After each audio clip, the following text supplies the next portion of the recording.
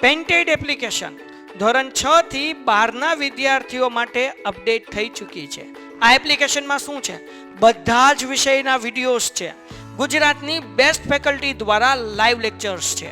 IMP પ્રશ્ન છે, test series છે અને ગુજરાતના તમામ વિદ્યાર્થીઓ સાથે તમે તમારી કમ્પેરિઝન કરી શકો છો. ગેમિફિકેશન છે અને બીજું ઘણું બધું. તો તમે એપ્લિકેશન ડાઉનલોડ ન કરી હોય તો ડિસ્ક્રિપ્શનમાં લિંક આપી છે. હમણાં જ પ્લે સ્ટોર ઉપર જાઓ અને એપ્લિકેશન ડાઉનલોડ કરો. ઘરે બેઠીને સરસ મજાનું ગુજરાતની જોરદાર ફેકલ્ટી સાથે ભણો, સારા માર્ક્સે પાસ થાઓ. તમારું ધ્યાન અહીંયા રાખજો. બરાબર? ચાલો રેડી? નોટ પેન પેન્સિલ લઈને થોડું નોંધતા જાજો. ટેક્સ્ટ બુક એ સાથે રાખજો. બરાબર?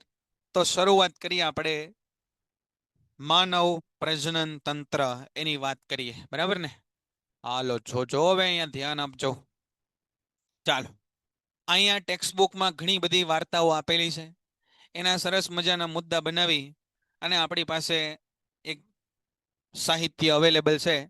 તો એમાંથી જ આપણે આની ચર્ચા વિચારણા વિચાર વિમર્શ ભણતર ગણતર કરીએ. બરાબર? તો આપણો ટોપિક આ રહ્યો. પહેલો ટોપિક આપણો છે કે માનવ પ્રજનન તંત્ર. એમાં પ્રજનન તંત્રની શરૂઆત કરતા પહેલા આપણે કેટલાક ટર્મિનોલોજી સમજીએ. એમાં પહેલી ટર્મિનોલોજી આપી છે યૌનારંભ. યૌનારંભ, અંગ્રેજીમાં એને કીધું પ્યુબર્ટી. યૌનારંભ અથવા પ્યુબર્ટી એટલે શું? યૌનારંભ દરમિયાન જોવા મળતા સામાન્ય શારીરિક ફેરફારો જણાવો. આ પ્રશ્ન 2 માર્કમાં પૂછાય. 2 પ્રશ્ન છે અહીંયા જો. પહેલો પ્રશ્ન એ છે કે યૌનારંભ એટલે શું? એક તો આ પ્રશ્ન.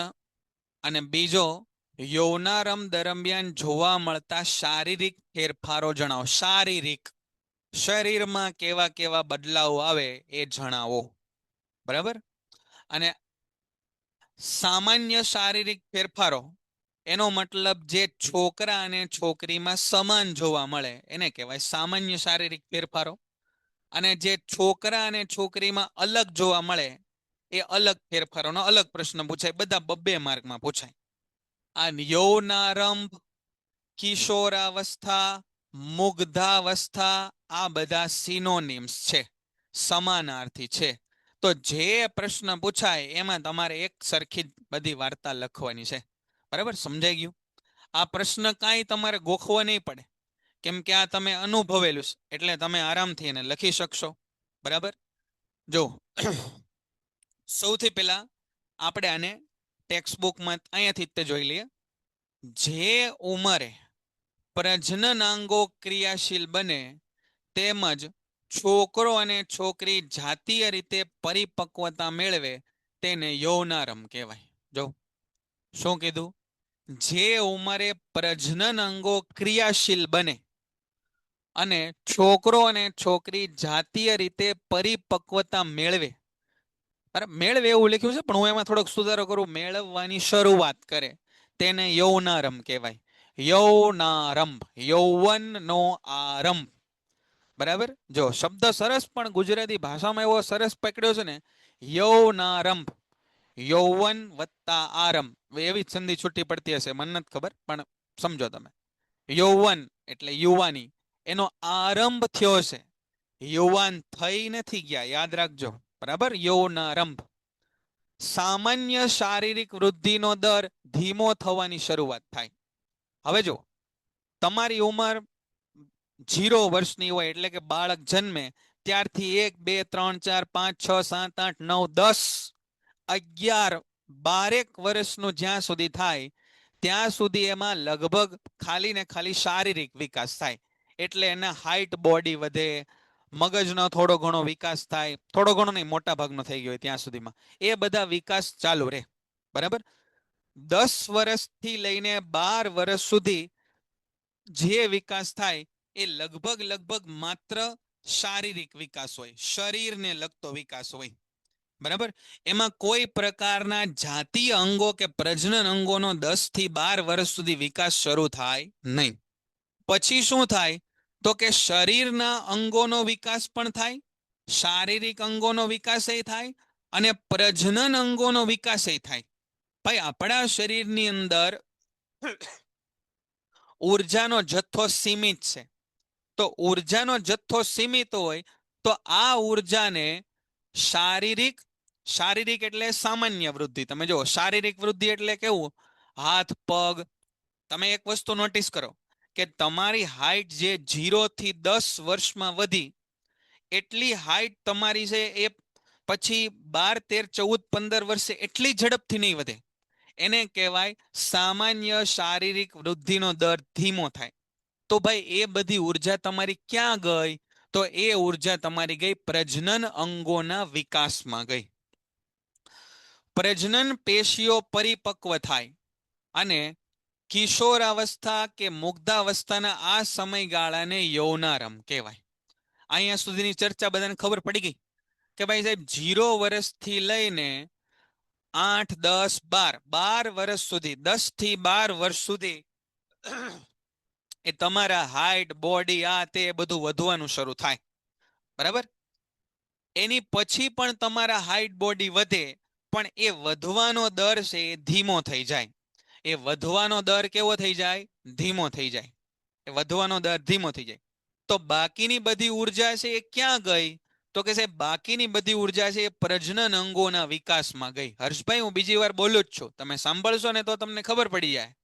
કોઈ પણ ટોપિક હું લગભગ મિનિમમ 2 વાર સમજાવીશ. એનાથી વધુ વખત તો ઘણી વખત હું બોલતો જ હોઈશ. બરાબર? તો આ સમયગાળો કે જેમાં સામાન્ય શારીરિક વિકાસ છે ધીમો પડી અને લૈંગિક પરિવર્તન, લિંગમાં પરિવર્તનો જણાય, ફેરફાર થાય, એનો વિકાસ થાય, એને યૌનારંભ કહેવાય, અથવા મુગ્ધાવસ્થા કહેવાય, અથવા કિશોરાવસ્થા કહેવાય. આ કિશોરાવસ્થાની અંદર ઘણા બધા ફેરફારો તમને જોવા મળે. આમાં બધા ફેરફારો ખાલી શારીરિક જ ન હોય. એક તો તમને જોવા મળે કે ભાઈ આવડો નાનો સરસ મજાનો હતો એમાંથી મોટો ગઠ્ઠા જેવો થઈ ગયો. એ તો તમને ખબર પડે કે આ કેવડો હાઈટ બોડી વધી ગયા એના, એ તો ખબર પડે. પણ બધા ફેરફારો ખાલી શારીરિક ન હોય, અમુક માનસિક હોય ફેરફારો. આના માટે ટેક્સ્ટબુકમાં સરસ લખ્યું છે, એમાંથી થોડાક મુદ્દા આપણે વાંચી લઈએ તો એ વધારે ખ્યાલ આવશે આપણને. તમે તે જોજો ટેક્સ્ટબુકમાં જે તે પાના નંબર જ્યાં આપ્યા હોય એની વાત આપણે કરીએ. જો અહીંયા સરસ લખ્યું છે કે મુગ્ધાવસ્થા કે કિશોરાવસ્થાના પ્રારંભિક વર્ષોમાં, જો એટલે તમારી બિલકુલ તમારી એજની જ વાત છે કે મુગ્ધાવસ્થા કે કિશોરાવસ્થાના પ્રારંભિક વર્ષોમાં કેટલાક એવા પરિવર્તન થાય જેને માત્ર શારીરિક વૃદ્ધિ કહી શકાય નહીં. માત્ર શારીરિક વૃદ્ધિ કહી શકાય નહીં. શારીરિક સૌષ્ઠવ બદલાય, શારીરિક ગુણોત્તર બદલાય, નવા લક્ષણો દેખાય. જો નવા લક્ષણો, નવી સંવેદનાઓ થાય. બરાબર ને? ગલગલિયા થવાના શરૂ થઈ જાય ધીરે ધીરે. તો એ બધા બદલાવો છે એ માત્ર શારીરિક બદલાવ નથી, એ માનસિક પણ કેટલાક બદલાવો આપણામાં આવે. તમે ઉદાહરણ લ્યો, પેજ નંબર છે બેટા 122, હો ને? પેજ નંબર 122 ઉપર પહેલો પેરેગ્રાફ વાંચો. આ તમારી ઉંમર છે, એટલે કે 8મું ધોરણ, 9મું ધોરણ, 10મા ધોરણ. આ ઉંમરમાં આવતા આવતા તમારામાં શારીરિક બદલાવો તો થાય, પણ અમુક અમુક નવા લક્ષણો દેખાય, નવી સંવેદનાઓ થાય. નવી સંવેદનાઓ પેલા કેમ તમે જુઓ, નાના બાળકો હોય, હાવ નાના ટીંગણિયા મીંગણિયા, LKG UKGમાં ભણતા હોય, પહેલા બીજામાં ભણતા હોય, તો એ છોકરો અને છોકરી આમ હાથ પકડીને જતા હોય, એને કાંઈ એવું મનમાં ન હોય. પણ જેમ જેમ તમે મોટા થાવ એમ એમ એ બાબત પ્રત્યે તમને સભાનતા આવતી જાય કે ના ના હો ભાઈ, આ તો આપણે આવી રીતે ન ચલાય, એવું થાય ને. પછી તમે જુઓ નાનું બાળક હોય, બરાબર, 1 વર્ષનું હોય, 2 વર્ષનું હોય, એ ચડ્ડી પહેરીને હાલે, ચડ્ડી પહેર્યા વગર એને કાંઈ ફેર ન પડે. એ નાગડું પુગડું આમને જ આંટા મારતું હોય કે ન મારતું હોય, એને એવી કાંઈ ભાન ન પડે કે ભાઈ મારે છે એ કપડાં પહેરવા જોઈએ, એવું બધું એને ન ખબર પડે. ધીમે ધીમે જેમ મોટા થાય એમ એને ખબર પડે કે ભાઈ ના ના ભાઈ, કપડાં પહેરીને જ બહાર નીકળાય, કપડાં પહેર્યા વગર ન નીકળાય. 8મા 9મામાં કોઈ છોકરો હોય તેને બહુ પડી ન હોય કે ભાઈ હવે કદાચ 5મા 6ઠામાં કે કપડું બહુ ફાટી ગયું છે કે નથી ફાટી ગયું, કે એને તમે છે એ કદાચ લીલું પેન્ટ ને કેસરી શર્ટ પહેરાવો તો એને તો મજા જ આવે. પણ મોટા થાય, આમ તમારી જેવા થાય, તો કદાચ એને આ ટી શર્ટમાં કદાચ અહીંયા નાનું કાણું પડી ગયું હોય ને તો એને એમ થાય આ તો ફાટલું ટી શર્ટ છો સાહેબ, આ ન પહેરાય. કેસરી શર્ટની નીચે લીલું પેન્ટ ન પહેરાય સાહેબ, આવા હું છપરી ટાઈપ કપડાં નહીં પહેરું. એમ નવી સંવેદનાઓ ઉત્પન્ન થાય. તમે જુઓ, બરાબર? અને બાકી બધું તો તમે અનુભવતા જશો. તો અહીંયા આગળ આ વસ્તુ આપણે સમજવાની છે. એકદમ મેચ્યોરિટીથી આપણે આ ચેપ્ટર ભણવું જોઈએ, હે ને? આપણા માટે જ આપણને આ બધી વસ્તુ આપેલી છે, હે ને? અને એક વસ્તુ સમજો દેવર્ષભાઈ, કે અહીંયા જે વાત લખેલી છે એ સામાન્ય વાત લખી છે. એટલે કે મોટા ભાગના લોકોમાં આવું જોવા મળે. આમાં અપવાદો તો હંમેશા હોવાના જ છે, બરાબર? દુનિયામાં અપવાદો તો હોય જ, તે તમને ખ્યાલ છે. એટલે કદાચ કોઈ મુદ્દા તમને અનુલક્ષતા ન હોય તો બહુ વધારે ચિંતા કરવી નહીં કે સાહેબ આવું તો ભાઈ મને કેમ થતું નથી. તો કાંઈ બહુ ચિંતા કરવી નહીં, અપવાદો હંમેશા હોય જ તે. અહીંયા બહુ સરસ ઇન્ફોર્મેશન આપી છે, અહીંયા ધ્યાન આપજો તમે. પહેલો પ્રશ્ન બોર્ડમાં દર વખતે પૂછાય છે કે યૌનારંભ દરમિયાન છોકરા અને છોકરીમાં કેવા ફેરફારો એવા છે જે એક સમાન હોય છે? છોકરામાં એવા ફેરફાર થાય અને છોકરીમાંય થાય. કેવા ફેરફાર થાય? તો કે શરીરના કેટલાક ભાગો જેવા કે બગલ તેમજ જાંઘના મધ્ય જનનાંગીય વિસ્તારમાં વાળ ઉગવા, તેનો રંગ ઘેરો બનવો. આ છોકરા અને છોકરી બેયમાં ફેરફાર આવે.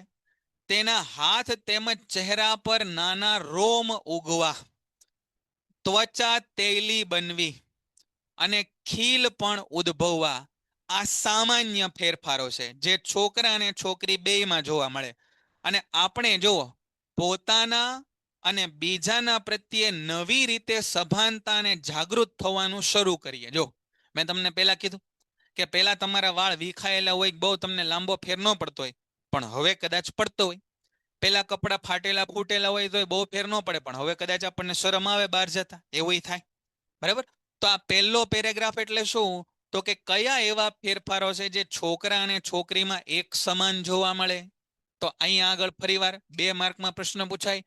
શરીરના કેટલાક ભાગો જેવા કે બગલ અને જાંઘોના મધ્ય ભાગમાં વાળ ઉગવા, તેનો રંગ ઘેરો બનવો, ચહેરા અને શરીર પર નાના રોમ ઉગવા, ત્વચા તેલી બનવી અને ક્યારેક ખીલ પણ ઉદ્ભવે. આ સામાન્ય ફેરફારો છોકરા અને છોકરીમાં સરખા. હવે છોકરા અને છોકરીમાં અલગ ફેરફારો કયા જોવા મળે એની વાત અહીંયા કરીએ. કેટલાક પરિવર્તન એવા છે કે જે છોકરા અને છોકરીમાં ભિન્ન હોય છે. છોકરા અને છોકરીમાં ભિન્ન હોય, બરાબર? છોકરીઓના સ્તનના કદમાં વધારો થવો, સ્તનાગ્રની ત્વચાનો રંગ ઘેરો બનવો. સ્તનાગ્ર એટલે સ્તનના અગ્રભાગ, એની ત્વચાનો રંગ ઘેરો બનવો, આ અલગ ફેરફાર. આ સમયે છોકરીમાં રજોસ્ત્રાવ અથવા માસિક ધર્મ શરૂ થવા લાગે. રજોસ્ત્રાવ અથવા માસિક ધર્મ શરૂ થવા લાગે. છોકરાઓને હવે અહીંયા સુધીના હતા એ બધા કયા હતા? છોકરીના હતા ફેરફારો. છોકરાઓમાં શું ફેરફાર જોવે તો કે ચહેરા પર દાઢી અને મૂછ ઉગવા લાગે. અવાજ એનો થોડોક ભારે અને કર્કશ બને, ભારે જાડો બને. દિવા સ્વપ્ન અથવા રાત્રિમાં શિશ્ન પણ સામાન્ય રીતે કદમાં વધે અને ટટ્ટાર બને, બરાબર? તો આ બધા ફેરફારો છોકરા અને છોકરીમાં અલગ જોવા મળે. છોકરીમાં કયા ફેરફારો યાદ કરી લઈએ?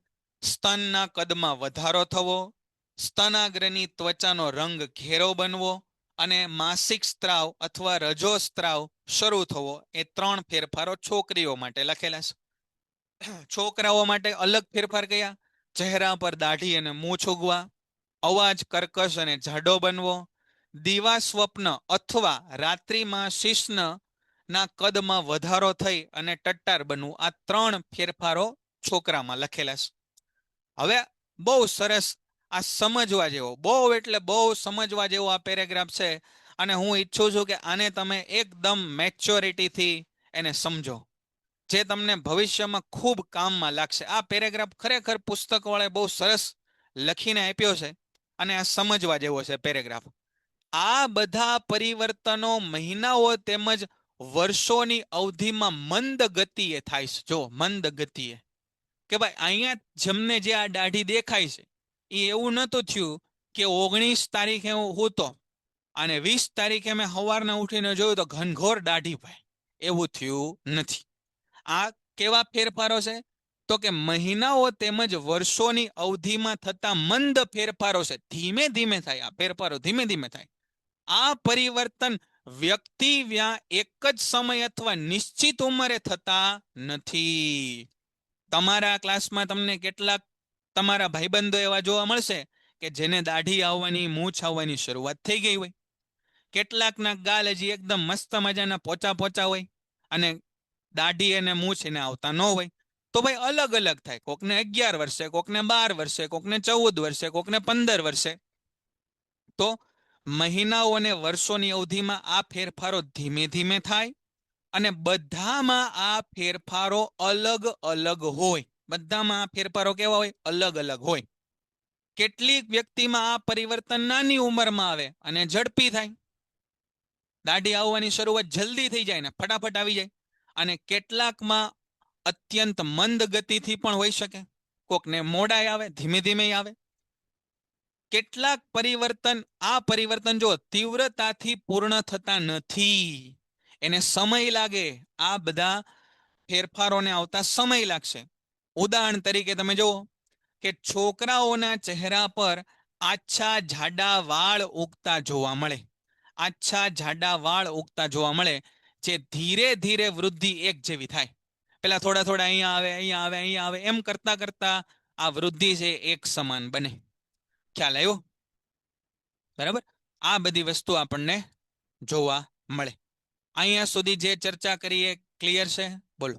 અહીં સુધી જે ચર્ચા આપણે કરીએ ક્લિયર છે? બધાને ખ્યાલ આવી? ખોરાક આપે નાના બાળકને, દૂધ આપે, ધવરાવે, બરાબર, એ ભાગ માનવમાં જે જોવા મળે એને આપણે નામ આપ્યું સ્તન. બીજો શબ્દ આવશે શિશ્ન. ત્રીજો શબ્દ આવશે યોની. બરાબર. મૂત્ર ત્યાગ માટે અલગ અલગ માર્ગો આપણા શરીરમાં છે. એમાં જે માર્ગ પુરુષોમાં એટલે છોકરામાં જોવા મળે એને આપણે નામ આપ્યું શિશ્ન. અને જે માર્ગ મૂત્ર ત્યાગ માટે આમ તો અલગ માર્ગ હોય, બરાબર, છોકરીઓમાં, અને એ જગ્યા જે જોવા મળે એને નામ આપ્યું આપણે યોની. બરાબર. તો સ્તન, શિશ્ન અને યોની આવા શબ્દો થોડા થોડા તમને ખ્યાલ આવતા હશે.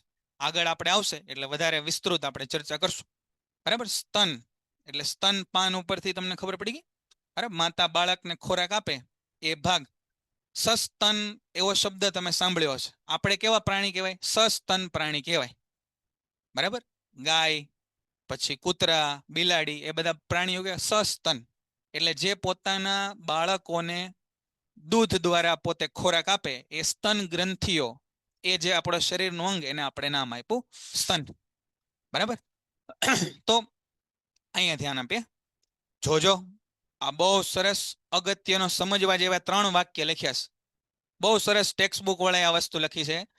આ બધા પરિવર્તન યાદ રાખજો, વિવિધ વ્યક્તિઓમાં વિવિધતા પ્રદર્શિત કરે છે. કોકની હાઈટ વધારે, કોકની હાઈટ ઓછી, કોકની આંગળીઓ લાંબી, કોકની આંગળીઓ ટૂંકી, કોકના વાળ છે એ કાળા, કોકના વાળ છે એ ભૂખરા કે ગમે એવા, ટૂંકમાં અલગ કલર. કોકની સ્કિન છે એ થોડી જાડી, કોકની સ્કિન છે એ ખૂબ પાતળી. બરાબર. તો જેમ આપણા શરીરના બધા અંગો એ અલગ અલગ છે, એવી રીતે આપણા પ્રજનન અંગોમાં પણ ભિન્નતા જોવા મળે. પ્રજનન અંગોમાં પણ ભિન્નતા જોવા મળે. એનો રંગ, એનો આકાર, એનો કદ, આ બધી વસ્તુમાં ભિન્નતા જોવા મળે. જેમ આપણા નાક નકશા અલગ અલગ હોય, મેં તમને વાત કરી કે ભાઈ 2 ભાઈ બહેન હોય કે 2 બહેનો હોય કે 2 ભાઈઓ હોય, એનો પણ જો શરીર બંધારણ અલગ અલગ હોય, એટલે કે હાથ, પગ, આંખ, નાક, ત્વચા, એ બધું જો અલગ અલગ જોવા મળે, તો એવી રીતે પ્રજનન અંગ પણ આપણા શરીરનું એક અંગ જ છે. જેમ હૃદય, યકૃત, હાથ, પગ, આંગળી, આંખ, નાક, કાન, એ બધા આપણા શરીરના અંગો છે, એમ પ્રજનન અંગ પણ આપણા શરીરનું એક અંગ છે. જો આ બધા અંગો આપણા શરીરમાં અલગ અલગ પેટર્નથી, ડિઝાઇનથી, કદ, આકાર, રંગથી જોવા મળે, તો પ્રજનન અંગો પણ અલગ અલગ જ જોવા મળે. એમાં કોઈ કમ્પેરિઝન કરાય નહીં. શું કીધું? આ પ્રકારે વાળની વૃદ્ધિની રીત જો અલગ અલગ હોય. સ્તન અથવા શિશ્નના કદ તેમજ આકાર પણ ભિન્ન હોય. જો દરેકના પ્રજનન અંગોના આકાર કેવા હોય? અલગ અલગ હોય. અલગ અલગ જ પ્રજનન અંગોના આકાર હોય. પણ ભાઈ આકાર ભલે અલગ હોય, એનો ધંધો તો એ હરખો જ કરે, એમાં કાંઈ ફેરફાર આવે નહીં. કોઈની આંગળી લાંબી હોય કે કોઈની આંગળી ટૂંકી હોય, એ લખી શકે તો લખી જ શકે, એમાં કોઈ પ્રકારનો કાંઈ ફેરફાર થાય નહીં. બરાબર? આ બધા પરિવર્તન શરીરની લૈંગિક પરિપક્વતાના લીધે થાય છે. જો શરીરની લૈંગિક પરિપક્વતાના લીધે થાય છે. આ બધા એટલે ઉપર જે જોયા એ. આ ઉંમરમાં શરીરમાં લૈંગિક પરિપક્વતા શા માટે પ્રદર્શિત થાય? આપણે કીધું કે ભાઈ આ ઉંમરમાં તે કેમ લૈંગિક પરિપક્વતા આવે છે? તો આને ટૂંકમાં જવાબ હું તમને દઈ દઉં કે ભાઈ આપણા બહુકોષીય શરીરની અંદર જો પાચન તંત્ર અલગ, શ્વસન તંત્ર અલગ, પાચન તંત્ર અલગ, શ્વસન તંત્ર અલગ, ઉત્સર્જન તંત્ર અલગ, તો પછી ભાઈ પ્રજનન તંત્ર પણ અલગ હોવું જોઈએ. અને આ પ્રજનન તંત્ર કાંઈ બાળપણથી એટલે કે જન્મથી વિકસિત કરવાની જરૂર નથી. તમે સમજો કે આપણે છે બહુકોષી સજીવ છીએ, અને એ પણ કેવા? તો કે સાહેબ જટિલ બહુકોષી છીએ. જટિલ બહુકોષી આપણું શરીર તમે જુઓ, આપણે જટિલ બહુકોષીય સજીવ છીએ. જટિલ બહુકોષીય સજીવ છીએ. તો ભાઈ તમને લાગે છે કોઈ એક નાનું બાળક છે એ પોતાનું શરીર એ માંડ સંભાળી શકતું હોય તો એના જેવું બીજું શરીર બનાવી શકે? તો કે સાહેબ ન બનાવી શકે. બરાબર? જો માણસે એના જેવો બીજો સજીવ પેદા કરવો હશે તો પેલા તો પોતાનું શરીર છે એ સ્વસ્થ અને તંદુરસ્ત અને પરિપક્વ બનાવવું પડશે. ત્યારે જ જઈને એ બીજો પોતાના જેવો સજીવ છે ઉત્પન્ન કરી શકે. એટલા માટે કઈ 2 વર્ષના બાળકના લિંગનો વિકાસ થવો એ કઈ જરૂરી બાબત નથી. એટલા માટે 10, 12, 15 વર્ષે આ બધી વસ્તુ શરૂ થાય અને 18, 20 વર્ષ થતા આ બધી વસ્તુ સંપૂર્ણ પૂરી થાય. ફરી વાર કહું છું, આ વસ્તુ શરૂ થવાનો સમયગાળો અલગ અલગ હોય અને પૂરું થવાનો સમયગાળો પણ અલગ અલગ હોય. સામાન્ય રીતે આ બધી બાબતો છોકરીઓમાં 10 થી 12 વર્ષે શરૂ થાય અને છોકરાઓમાં 11, 12 વર્ષે, 12, 13 વર્ષે શરૂ થાય. અને એ લગભગ બધું છે એ 16, 17, 18 વર્ષ થતા આ બધી પરિપક્વતા પૂર્ણ રીતે આવતી હોય, એનાથી વધુ અથવા એની આજુબાજુ. બરાબર? તો આ પ્રશ્ન આપણને છે સમજાણો. યૌનારંભ કોને કહેવાય એની વાતે આપણને કરી. ચાલો હવે જોજો, અહીંયા આગળ એક પ્રશ્ન સરસ બને છે, આપણે જોઈએ. આ બધી ઉપરની વાત આપણે કરી, વાંચી લઈએ ફટાફટ. આ ઉંમરમાં શારીરિક લૈંગિક પરિપક્વતા શા માટે પ્રદર્શિત થાય? આપણે બહુકોષીય સજીવોમાં વિશિષ્ટ કાર્યનું સંપાદન કરવા માટે વિશિષ્ટ પ્રકારના કોષોની આવશ્યકતાની વાત કરી ગયા છીએ. વિશિષ્ટ કાર્ય માટે વિશિષ્ટ કોષો. લિંગી પ્રજનનમાં ભાગ લેવા માટે પ્રજનન કોષોનું ઉત્પાદન પણ એક વિશિષ્ટ કાર્ય છે. અને આપણે જોઈ ગયા છીએ કે વનસ્પતિમાં પણ આ હેતુ માટે વિશેષ પ્રકારના કોષો આવેલા હોય. જો વનસ્પતિમાં પણ આના માટે વિશેષ કોષો આવેલા છે. તમે જરાક મને યાદ કરીને કહો કે વનસ્પતિ માટે આવા કયા કોષો હતા? તો કે છેલ્લે સાહેબ આપણે સપુષ્પી વનસ્પતિમાં લિંગી પ્રજનન ભણ્યા. એમાં જે પુષ્પ એટલે કે સુંદર મજાનું ફૂલ હતું એ વનસ્પતિનું પ્રજનન અંગ હતું. વનસ્પતિનું પ્રજનન અંગ હતું. મનુષ્ય પણ આ હેતુ માટે વિશિષ્ટ પેશીઓ વિકસાવે છે. જ્યારે વ્યક્તિગત રીતે કોઈ સજીવમાં શરીરનો પુખ્તાવસ્થામાં વિકાસ થાય ત્યારે આ વિકાસને પ્રાપ્ત કરવા માટે શરીરના સ્ત્રોતોને એ તરફ દોરવામાં આવે છે. જો શું લીધું? શરીરના સ્ત્રોતોને તે તરફ દોરવામાં આવે છે. શરીરની ઉર્જા જે પેલા હાઇટ બોડી વધારવા માટે ખર્ચાતી હતી એ હવે છે એ લિંગના વિકાસ માટે વપરાશે. આ દરમિયાન પ્રજનન પેશી પુખ્ત થવાને મુખ્ય પ્રાથમિકતા હોવાની શક્યતા નથી. જો ખાલી પ્રજનન પેશી જ નથી વિકસાવવાની ભાઈ, હાઇટ બોડી સાથે સાથે વિકસાવવાની છે. આમ જ્યારે શરીરનો સામાન્ય વિકાસ ધીમો થાય ત્યારે પ્રજનન પેશી પુખ્ત થવાની શરૂઆત થાય છે. આપણે કીધું કે ભાઈ આપણે 1, 2, 3, 4, 5, 6, 7, 8, 9, 10 વર્ષના હતા ત્યારે હાઇટ ફટાફટ વધી. પછી હાઇટ વધવાનો દર ધીમો પડી ગયો. ધીમે ધીમે હાઇટ વધે. અને એક સમયે પછી એ કોન્સ્ટન્ટ થઈ જાય. કિશોરાવસ્થા કે મુગ્ધાવસ્થાના આ સમયગાળાને યૌનારંભ કહે છે. યૌનારંભ, પ્યુબર્ટી કહે છે. આમ ઉપરયુક્ત ચર્ચા કરેલા બધા જ ફેરફારો પ્રજનન ક્રિયાની સાથે કઈ રીતે સંબંધિત છે? આપણે યાદ રાખીએ કે લિંગી પ્રજનન પ્રણાલીનો અર્થ એ છે, અહીંયા યાદ રાખજો, જો લિંગી પ્રજનન એનો મતલબ થાય બે ભિન્ન વ્યક્તિઓના પ્રજનન કોષોનું પરસ્પર સંયુગ્મન. અલિંગી પ્રજનન એટલે એક સજીવ દ્વારા તેના જેવા નવા સજીવો ઉત્પન્ન થવા. લિંગી પ્રજનન એટલે બે ભિન્ન સજીવો દ્વારા તેના જેવા બે ભિન્ન વ્યક્તિઓ દ્વારા પ્રજનન કોષનું પરસ્પર સંયુગ્મન અને એના જેવા સજીવ ઉત્પન્ન થવા. આ જોવા અહીંયા કેટલા નામ આવ્યા? પ્રજનન કોષ, જનન કોષ, બરાબર? આ બે એક જ છે. કે પ્રજનન કોષ કે જનન કોષ શરીરની બહાર તરફ ત્યાગ પણ પામતા હોય છે. જેમ કે સપુષ્પી, જો અહીંયા સરસ બાબત આપેલી છે, આ પેરેગ્રાફને આપણે યાદ રાખીએ કે અલગ અલગ સજીવોમાં પ્રજનન કોષની સંરચના કઈ રીતે હોય. જેમ કે વનસ્પતિમાં શું થાય, તો કે ભાઈ પરાગરજ નીકળી અને પરાગાસન ઉપર બેહી, એટલે બહાર શરીરની બહાર આ બધી પ્રક્રિયાઓ થઈ. દેડકો હોય, દેડકો, તો દેડકામાં શું થાય, તો કે ભાઈ જે ફિમેલ દેડકો હોય એટલે કે દેડકી, એ બાર આમ ઈંડા મૂકે, બાર ઈંડા મૂકે, એના પોતાના ઈંડા. ઈંડા એટલે એવા ઈંડા નહીં કે જે બાળક બને એવા નહીં. એટલે એને પોતાના સમજો કે માદા અંડકોષ, માદા કોષો છે એ બહાર મોકલ્યા, અને પછી મેલ દેડકો એટલે કે દેડકો એ પોતાના શુક્રકોષોને બહાર જ તે પાણીમાં ત્યાગ કરે, અને બહાર પાણીમાં અંડકોષો અને શુક્રકોષો ભેગા થઈને બહાર ઈંડા બને, બરાબર? બહાર આ રીતે બચ્ચાનો જન્મ થાય, એવું બહાર થાય.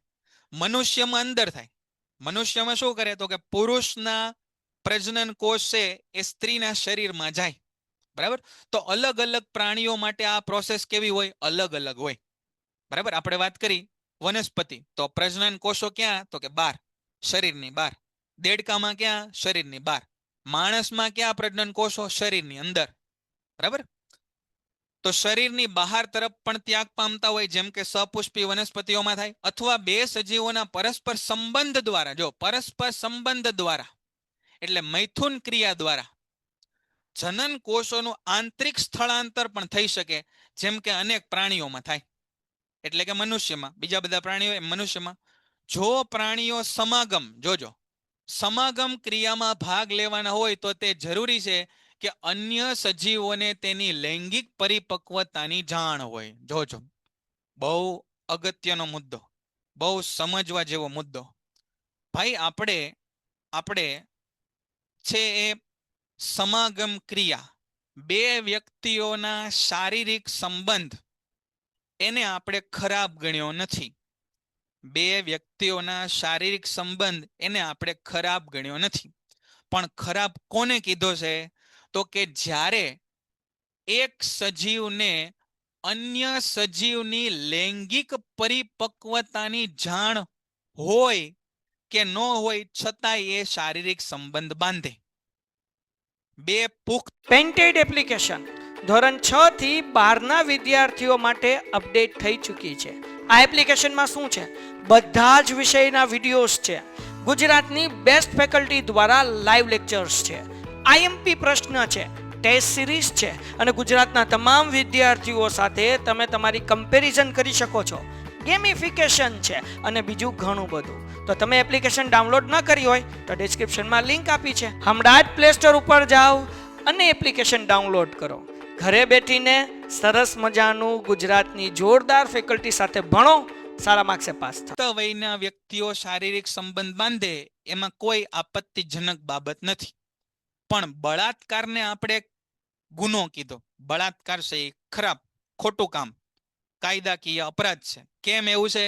કેમ કે બળાત્કારમાં બે વ્યક્તિઓમાં એક વ્યક્તિ જે લૈંગિક રીતે પરિપક્વ નથી એની સાથે શારીરિક સંબંધ બાંધવામાં આવ્યો, એ ખોટું કહેવાય, એ ખરાબ કહેવાય. એનાથી શારીરિક અને માનસિક બંને વિપરીત અસર થાય. એટલા માટે આ વસ્તુને આપણે ખોટી કીધી. તમે સમજતા હશો હું શું કહું છું, બરાબર? શારીરિક સંબંધને આપણે કાયદાકીય ગુનો નથી કીધો, પણ અયોગ્ય વ્યક્તિ સાથે શારીરિક સંબંધ કે જેની લૈંગિક પરિપક્વતા હજી નથી એ અયોગ્ય છે. યૌનારંભ, હવે આ તમારા માટે ખાસ વાક્ય, તમારા માટે બહુ ધ્યાનથી વાંચજો. યૌનારંભની અવધિમાં અનેક પરિવર્તનો જોવા મળે છે. જેમ કે તમને જોવા મળતા છે વાળ ઉગવાની નવી ભાત, આગળ જે ચર્ચા કરીએ એ બધા મુદ્દા. એ શું સૂચવે છે સાંભળજો, લૈંગિક પરિપક્વતા આવી રહી છે. જો કેટલું સરસ પુસ્તક વાળા, મને ખરેખર બહુ ગમે, કેટલું સરસ લખે છે. તમને એમ થાય કે સાહેબ જુઓ અમારામાં તો અમને આ બધા પરિવર્તનો જોવા મળી ગયા, વાહ ભાઈ વાહ, અમે તો ખુશ થઈ ગયા કે અમે લૈંગિક પરિપક્વ બની ગયા છીએ, કેમ કે જો આ બધા અમારામાં પરિવર્તનો જોવા મળ્યા. પણ તરત એણે કીધું કે આ બધા પરિવર્તન જોવા મળ્યા એનો મતલબ એવો નથી કે તમે લૈંગિક રીતે પરિપક્વ થઈ ગયા છો. એનો મતલબ છે કે તમે લૈંગિક પરિપક્વતા તમારામાં આવી રહી છે. આ બે વસ્તુનો તફાવત તમે ગુજરાતીના વિદ્યાર્થી તરીકે સમજતા હશો. લૈંગિક પરિપક્વતા આવી ગઈ અને લૈંગિક પરિપક્વતા આવી રહી છે. આ બે બાબતોનો તફાવત તમે સમજતા હશો. ખબર પડી? એટલે કાંઈ પણ પ્રકારની આપણે હરક પદોડા, મેં પહેલાય તમને કીધું કે થાવાની જરૂર નથી. બરાબર? ચાલો, સમજાય છે? અહીંયા સુધી ક્લિયર છે? બધાને ખ્યાલ આવે છે?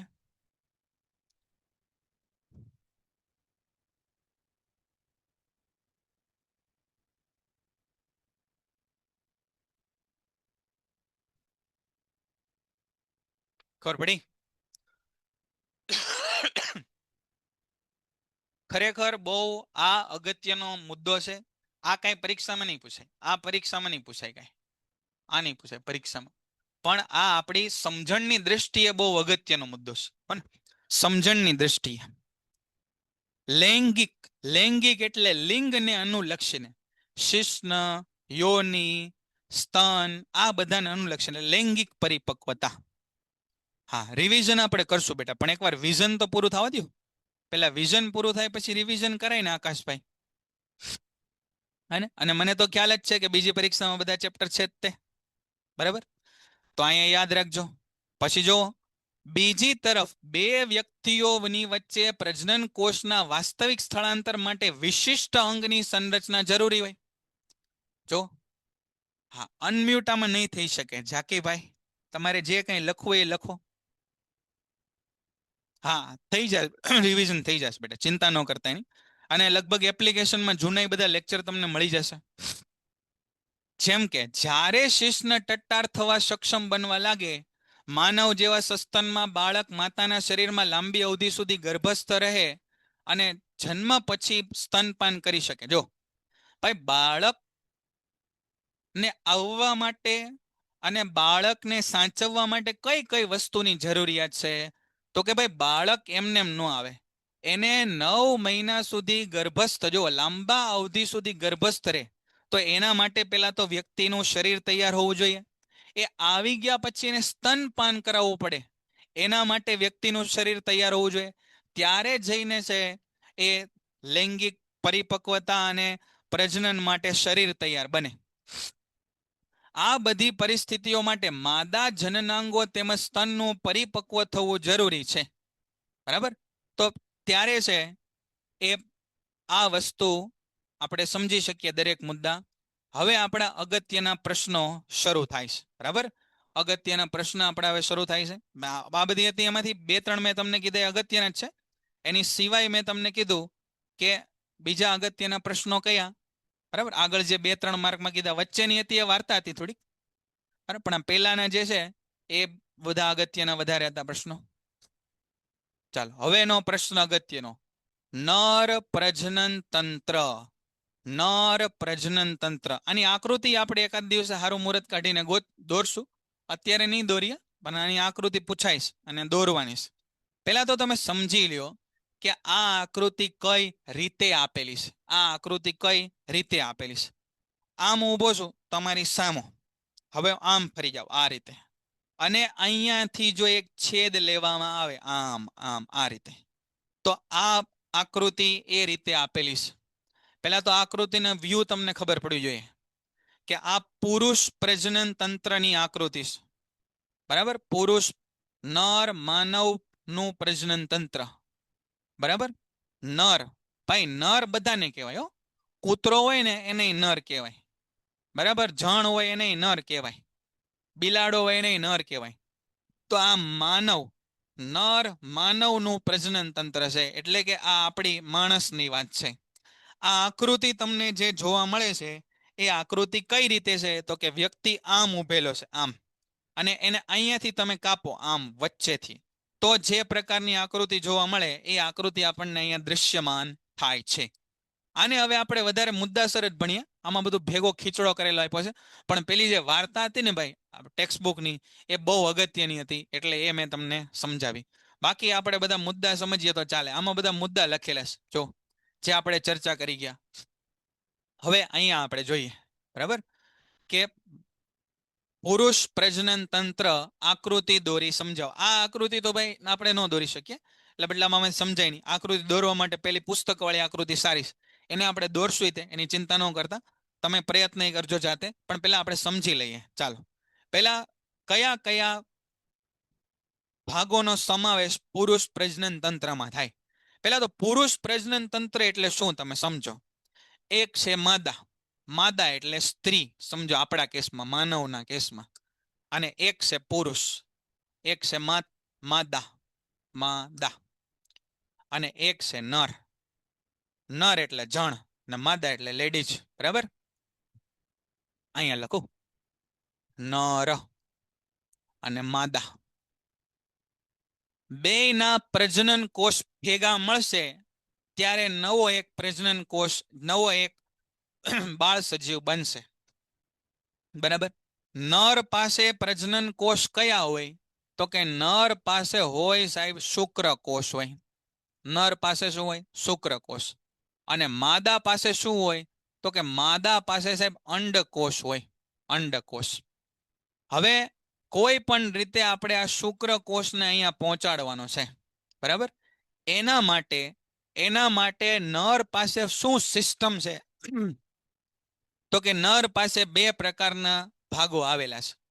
એક ભાગ એવો જે શુક્રકોષ ઉત્પન્ન કરે, જો એક ભાગ એવો જે શુક્રકોષ ઉત્પન્ન કરે, અને બીજો ભાગ એવો કે ઉત્પન્ન થયો ત્યાંથી એને શરીરની બહાર કાઢે. આ બે ભાગ છે શુક્રકોષોનું ફલન સ્થાન સુધી પહોંચાડવા વાળા અંગો. ખબર પડી? તો સૌથી પહેલા સમજો કે પ્રજનન એટલે બે, લિંગી પ્રજનન એટલે બે સજીવોના પ્રજનન કોષોનું સંયુગ્મન. લિંગી પ્રજનનનો મતલબ શું થાય? લિંગી પ્રજનન એટલે બે અલગ અલગ સજીવોના પ્રજનન કોષોનું સંયુગ્મન. બે અલગ અલગ સજીવ એટલે નર અને માદા, જણ અને લેડીઝ. બરાબર, એ બેના પ્રજનન કોષોનું સંયુગ્મન. તો ભાઈ બે જણા મળી ક્યારે હકે? એકાદો એકની પાસે પોગે ત્યારે ને. બરાબર, એ રીતે મળી કે તો શુક્રકોષને આપણે અંડકોષ સુધી પહોંચાડવાનો છે. તો અહીંયા આપણી એટલે કે માણસમાં, પુરુષના પ્રજનન તંત્રમાં બે વસ્તુનો સમાવેશ થાય. એક તો શુક્રકોષને ઉત્પન્ન કરવા પડે, અને ઉત્પન્ન કરીને ન હાલે એકલું, ઉત્પન્ન કરીને એને બીજી જગ્યાએ મોકલવા પડે. તો બે સિસ્ટમનો સમાવેશ થાય. એક શુક્રકોષો ઉત્પન્ન કરવા વાળી સિસ્ટમ, અને બીજી શુક્રકોષોને પહોંચાડવા વાળી સિસ્ટમ. હવે જરાક આપણે એને અહીંયા આકૃતિ છે એ ટેક્સ્ટ બુકમાંથી જોઈ લે. પેલી આકૃતિ કદાચ ન સમજાય, ટેક્સ્ટ બુક વાળી આકૃતિ સરસ, એકદમ સીધી, સિમ્પલ અને સમજાય એવી છે. ચાલો જોજો. આ પેલા વાક્ય હું બોલે ખબર પડી ગઈ કે બે વસ્તુ કઈ આવે? શુક્રકોષો ઉત્પન્ન કરવા વાળા ભાગ અને શુક્રકોષોને ફલન સ્થાન સુધી પહોંચાડવા વાળા ભાગ. બરાબર, હવે અહીંયા જો શુક્રકોષને ઉત્પન્ન કોણ કરે? શુક્રકોષને ઉત્પન્ન કોણ કરે? તો કે આ શુક્રપિંડ કરે. શુક્રપિંડ. શુક્રકોષને ઉત્પન્ન કોણ કરે? અહીંયા ધ્યાન આપજો. શુક્રકોષને ઉત્પન્ન કોણ કરે? તો કે શુક્રપિંડ. શુક્રપિંડ ક્યાં આવેલા હોય? તો કે શુક્રપિંડ આવેલા હોય વૃષણ કોથળીમાં. શુક્રપિંડ આવેલા હોય વૃષણ કોથળીમાં. પુરુષની અંદર બે પગની વચ્ચે આવી કોથળી જેવી રચના આવેલી હોય, આ કોથળી જેવી રચનાને વૃષણ કોથળી કહેવાય. આ વૃષણ એટલે શુક્રપિંડ. આ વૃષણ એટલે શુક્રપિંડ. આવા એક જોડ એટલે બે નંગ, બે નંગ આવા શુક્રપિંડ આવેલા હોય.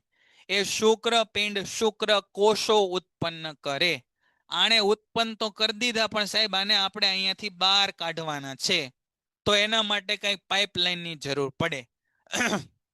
એ પાઇપલાઇનને આપણે નામ આપ્યું શું? એ પાઇપલાઇનને આપણે નામ આપ્યું શુક્રવાહિની.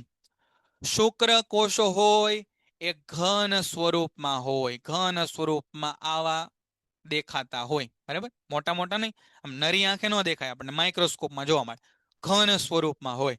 તો ભાઈ એક જગ્યાએથી બીજી જગ્યાએ આમ પૂંછડી હોય. શુક્રકોષમાં કેવું હોય? તો કે આવી પૂંછડી હોય, અને આગળ છે આવો હેડ હોય. આગળ છે આ પ્રકારે આમ હેડ હોય, આ રીતે, બરાબર? 8મા ધોરણમાં કદાચ તમારે રચના આવી ગઈ છે. તો આ પૂંછડીથી આમ આમ આમ આમ તરતો તરતો એ આગળ જાય. તો તરી ક્યારે હકાય? આમ હેઠ હેઠ ઢળાતા જાય તો તરી ન હકે ને. આમ પાણી જેવું પ્રવાહી વાતાવરણ હોય તો ફટાફટ ફટાફટ તરીને જઈ શકે. એટલા માટે અહીંયા પ્રોસ્ટેટ ગ્રંથિ અને શુક્રાશય આવેલા હોય. અહીંયા વૃષણ કોથળી, એની અંદર શુક્રપિંડ, એને શુક્રકોષો ઉત્પન્ન કર્યા. એ પાઇપલાઇન માંથી એટલે શુક્રવાહિનીમાંથી બહાર નીકળ્યા. એ ભાઈ ઘન હતા સાહેબ, એટલે બરાબર આમ આગળ વધી શકતા નથી. એટલે આગળ વધતા વધતા એને બે જણા મળ્યા. કોણ? શુક્રાશય અને પ્રોસ્ટેટ ગ્રંથિ. આ શુક્રાશય અને પ્રોસ્ટેટ ગ્રંથિ, એને શું કહેવાય? તો કે એને કહેશું સહાયક કોષોને પ્રવાહી માધ્યમ પૂરું પાડે અને સાથે સાથે પોષણ પૂરું પાડે. શુક્રકોષોને શું પૂરું પાડે? તો કે શુક્રકોષોને આ બંને ગ્રંથિ એ પ્રવાહી માધ્યમ પૂરું પાડે અને સાથે સાથે પોષણ પૂરું પાડે. પોષણ કેમ પૂરું પાડે? તો કે ભાઈ શુક્રકોષે બહુ દૂર પહોંચવાનું છે. દૂર ક્યાં પહોંચવાનું છે? તો કે એને યોનિ માર્ગમાં થઈ, ગર્ભાશયમાં થઈ અને અંડવાહિની સુધી પહોંચવાનું છે. આગળ આપણે ભણશું, બરાબર? ત્યારે તમને વધારે ખ્યાલ આવશે. ત્યાં સુધી આપણે પહોંચવાનું છે, બરાબર? તો એટલા માટે એને લાંબી મુસાફરી કરવા માટે એનર્જી જોઈએ. એ એનર્જી કોણ આપે? તો કે એ એનર્જી આ શુક્રાશય અને પ્રોસ્ટેટમાંથી નીકળેલું પ્રવાહી આપે. હવે અહીંયા નળી આવે, અહીંયા નળી આવે, અને આ મૂત્રાશય, ઉત્સર્જન તંત્રની અંદર તમે મૂત્રાશય ભણ્યા. એ મૂત્રાશયમાંથી પણ એક નળી નીકળે. તો આ શુક્રવાહિની અને મૂત્રવાહિની આગળ કોમન પાઇપલાઇન થઈ જાય. આ કોમન પાઇપલાઇન એને આપણે નામ આપ્યું મૂત્રમાર્ગ અથવા મૂત્ર જનન માર્ગ. મૂત્ર જનન માર્ગ એટલે મૂત્ર અને જનન કોષ એટલે પ્રજનન કોષ બંનેનું વહન કરવા વાળો માર્ગ, એને કહેવાય મૂત્ર જનન માર્ગ, બરાબર? આવી રીતે શુક્રકોષો છે એ બહાર આવે. બોલો, આટલી થોડી વાર્તા આપણે કરીએ, તમને સમજાણી? શુક્રપિંડમાં શુક્રકોષો ઉત્પન્ન થાય અને બહાર લઈ જવા માટે શુક્રવાહિની હોય. આ શુક્રકોષો ઘન સ્વરૂપમાં હોય એટલે સરળતાથી વહન ન થાય, એટલા માટે શુક્રાશય અને પ્રોસ્ટેટમાંથી પ્રવાહી કેટલુંક સ્ત્રાવો આ શુક્રકોષોની હારે ભળે, એ એને પ્રવાહી માધ્યમ પૂરું પાડે અને પોષણ પૂરું પાડે. આ આગળ વધતા વધતા ક્યાં આવે? તો કે મૂત્રાશયમાંથી આવતી નલિકા સાથે ભેગા થાય અને મૂત્ર માર્ગમાંથી બહાર નીકળે. અહીં સુધીની વાર્તા બધાને ખબર પડી ગઈ? હવે આપણને એમ થાય કે સાહેબ શુક્રપિંડને શરીરની અંદર ફિટ કરી દીધા હોત તો હું વાંધો હતો, બહાર કેમ આવી રીતે રાખ્યા? તો કે ભાઈ આ શુક્રકોષોને શરીરના સામાન્ય તાપમાન કરતા ઓછું તાપમાન હોય ને એવું માફક આવે. તો શરીરની અંદર જો શુક્રકોષ રાખીએ તો એનું તાપમાન શરીર જેટલું થઈ જાય, અને શરીર જેટલું તાપમાન એને માફક આવે નહીં. અને એટલા માટે એને ક્યાં રાખ્યા? તો કે શરીરની બહાર, જેથી એનું તાપમાન 2-3 ડિગ્રી શરીરના તાપમાન કરતા ઓછું રહે. બોલો, અહીં સુધીની વાર્તા સમજાણી બધાને? અહીં સુધીની વાત ખબર પડી બેટા બધાને? હા કે ના?